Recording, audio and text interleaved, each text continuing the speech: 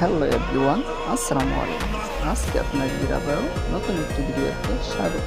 আজকে আপনাদের দেখাবো প্যাকিং সম্পর্কে। প্যাকিং কীভাবে কার্টুন বানাতে হয় এবং কীভাবে প্রসেসিং করে কার্টুনে মাল ঢোকাতে হয় সেই সম্পর্কে আপনাদের নতুন একটি ধারণা দেব। সো ভিডিওগুলো দেখতে থাকেন। প্রথমে আপনাদেরকে যে কাজটা করতে হবে তা হচ্ছে কার্টুনের কালার ঠিক আছে কিনা অথবা প্রিয় নাম্বার ঠিক আছে কিনা সেটার দিকে কারণটা আপনাদেরকে গাম টেপ দিয়ে বানিয়ে নিতে হবে, কেউ বানাতে হবে।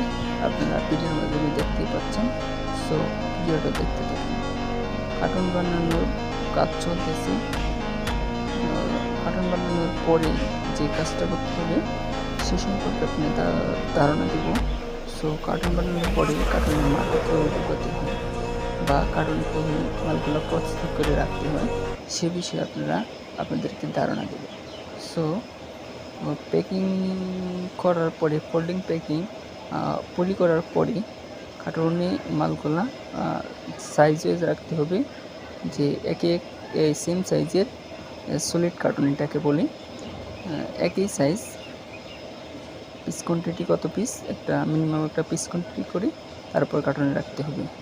তারপরে কার্টুনটাকে আবারও ক্লোজ করতে হবে অথবা মুখ মারতে হবে, যেটা মুখ মারার পরে স্ট্যাক পর্যন্ত নেওয়া হবে। সো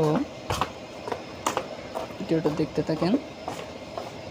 তারপরে এভাবে কার্টুনটা ক্লোজ করা সম্পন্ন হবে। ক্লোজ করার পরে স্ট্যাকে দেওয়া হবে। ধন্যবাদ।